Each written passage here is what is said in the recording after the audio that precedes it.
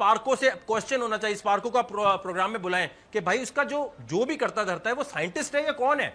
India इस वक्त पाकिस्तान से स्पेस पावर इतनी बड़ी बन चुका है कि आप सोच नहीं सकते। अब यहाँ आधे लोग बोलेंगे यार यहाँ पर तो गटर खुले हुए हैं, यहाँ गाड़ियां नहीं चल रही। यही बात करने जाए थे वकार के हम इंडिया पे तनकीद करते हैं, हमारा रिवायती हरीफ है और हम जवाब देते हैं उनको बीइंग पैट्रियोटिक पाकिस्तानी, लेकिन कई बार हम दुश्मन की भी तारीफ करने पे मजबूर हो जाते हैं। वो हमसे आगे क्यों है साइंस एंड टेक्नोलॉजी में?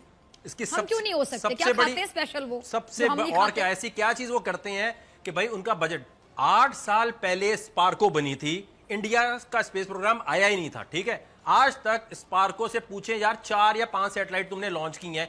इंडिया ने वर्ल्ड रिकॉर्ड कायम किया है 100 से ऊपर सैटेलाइट एक दिन में लॉन्च करके, और अपनी नहीं बाकी कितने इसराइल की लॉन्च की, फ्रांस की लॉन्च की। इससे वो कितना पैसा कमा रहा है और इसमें उनके पास भाई बजट अब मिलना शुरू है। शुरू में बजट नहीं मिला, उन्होंने अपने लोगों को ट्रेनिंग दी कि भाई जो हमारे पास रॉ मटेरियल है। तरक्की कर ली है कि दुनिया चांद पर चली गई और आईटी की या टेक्नोलॉजी की दुनिया में इतना काम हो रहा है, लेकिन हम गाय बकरियां कट्टों की बातों से बाहर नहीं आ रहे। और तो और हमारी सिटिंग गवर्नमेंट के मिनिस्टर्स टीवी पे बैठ के ऐसी ऐसी बातें कर देते हैं कि हमें मेरे ख्याल से कोई कार्टून नेटवर्क की कमी महसूस नहीं होती, और हमें लगता है कि हम जो दिन भर की थकावट के बाद टीवी देखते हैं तो हमारी जो मजा और जो हंसी की जो एक हमारी नीड होती है वो उन मिनिस्टर्स की गुफ्तगू सुन के, फनी उनकी गुफ्तगू सुनने के बाद पूरी हो जाती है। चलें जी, ये तो मजा का पहलू था, लेकिन तकलीफ भी होती है कि ऐसे मिनिस्टर्स ये कहते हैं नया पाकिस्तान बन गया। खासतौर पे पीटीआई की गवर्नमेंट की अगर बात करें, तब्दीली का दावा करके आई गवर्नमेंट, नया पाकिस्तान बनेगा बनेगा। नए पाकिस्तान में मिनिस्टर्स क्या कुछ कर रहे हैं, क्या कुछ हो रहा है, और लोग जो कि बड़े लोग हैं, मेहनत करने वाले लोग हैं, जिन्होंने अपना नाम बनाया फील्ड्स में।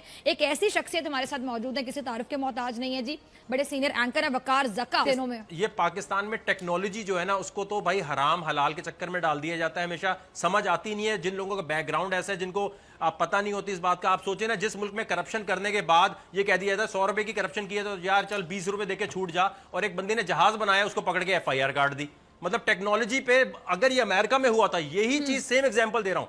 एलियन मास्क कितनी बड़ी एग्जांपल है, स्पेस एक्स का मालिक है वो, प्राइवेटली मतलब वो रॉकेट भेज रहा होता है। उसने एग्जैक्टली सेम चीज की थी अमेरिका में, नवेडा में जाके उसने रॉकेट के एक्सपेरिमेंट किए और बगैर इजाजत के किए, और इसके बाद उसको अमेरिकन गवर्नमेंट में सर पे उठा लिया। आज वो मार्स में जाने की बात कर रहा है, और मार्स का टिकट आपको पता है $10 बिलियन का रखा है। भाई जिसने मार्स में जाना है 5 साल बाद वो 35 स्टोरी का स्टारशिप बना रहा है, उसमें लेके चला जाएगा।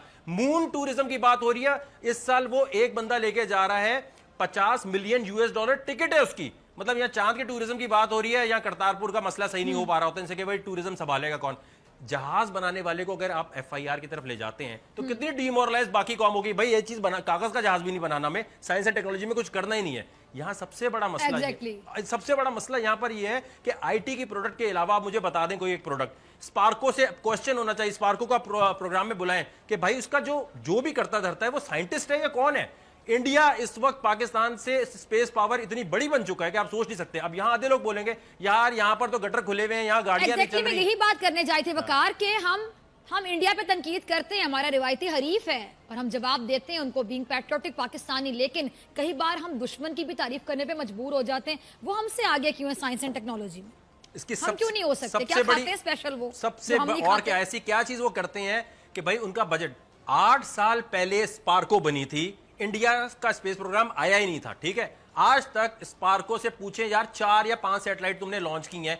इंडिया ने वर्ल्ड रिकॉर्ड कायम किया है 100 से ऊपर सैटेलाइट एक दिन में लॉन्च करके, और अपनी नहीं बाकी कितने इसराइल की लॉन्च की, फ्रांस की लॉन्च की। इससे वो कितना पैसा कमा रहा है और इसमें उनके पास भाई बजट अब मिलना शुरू है। शुरू में बजट नहीं मिला, उन्होंने अपने लोगों को ट्रेनिंग दी कि भाई जो हमारे पास रॉ मटेरियल है इसको यूज करो। अब आप जरा फवाद चौधरी साहब की बात सुने। एक तो जब साइंस की नॉलेज नहीं होती तो बंदा कैसी बातें करता है। ये ऑन रिकॉर्ड बयान है उनका 3 महीने पहले, असद उमर साहब भी साथ बैठे थे। उन्होंने कहा हम आज बड़ी आपको खुशी से बता रहे हैं पाकिस्तानी एस्ट्रोनॉट 2020 में चांद पे जा रहा है। ठीक है, वो जा रहा है किसके रॉकेट में बैठ के?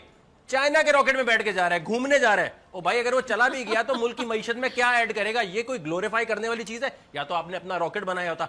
आपके पास अपना लॉन्च पैड नहीं है, और ये बजट का चक्कर नहीं है, सही साइंटिस्ट वहां पर नहीं है जिनको अथॉरिटी मिली हो जो कर सके। यार ये बयान होता है, आप देखें ना इंफॉर्मेशन मिनिस्टर। एक तो मैं आपको बताऊं, इससे ये साबित हो जाता है सादिक और अमीन होने का मतलब ये नहीं है इमरान खान की नीयत पे शक नहीं, फवाद चौधरी भी नहीं, असद उमर साहब भी नहीं, क्या कॉम्पिटेंट भी है, एग्जैक्टली है कि नहीं है? भाई आप सादिक और अमीन है, लेकिन क्या आप में साइंस एंड टेक्नोलॉजी समझने की एबिलिटी है। वो बिल्कुल एक डिफरेंट चीज है सादिक अमीन, और एक कॉम्पिटेंसी डिफरेंट चीज है। मैं अर्ज कर रहा हूं ये क्रिप्टो करेंसी वाली बात, भाई मुझे छोड़ें, अगर आपने आरिफ अलवी साहब ब्लॉकचेन को समझते हैं, अगर उनके किसी बेटे को या किसी और कंपनी को ये कॉन्ट्रैक्ट देना, उन्हें दे दें। हम तो कह रहे हैं फ्री बनाए, अगर इसमें मेरा 1 रुपए का भी फायदा हो तो आप बोले वकार जका ड्रामेबाजी कर रहा था।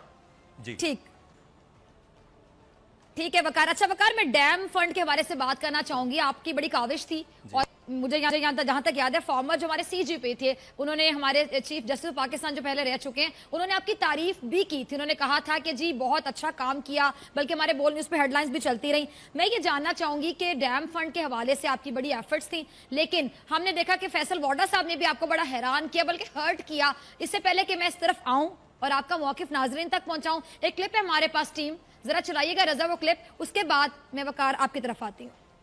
अच्छा जी, आपने सुना है कि जी विफाकी वजीर हैं ये आबी वसाइल के फैसल वाडा साहब, हुकूमत का हिस्सा, और इस तरह की बातें कर रहे हैं प्रोग्राम में बैठ के। अच्छा मुझे बताइएगा कि वकार वो तो कह रहे हैं कि नकद अतीत ना दिए जाएं, अब अवाम किसकी सुने, अवाम को कंफ्यूज करने के मुतरातिब इस तरह का बयान, और एक वजीर की जानिब से फिर आप तो अपना पैसा लगा के, अगर मैं गलत नहीं हूं, पता नहीं कहां गए इस डैम फंड के लिए।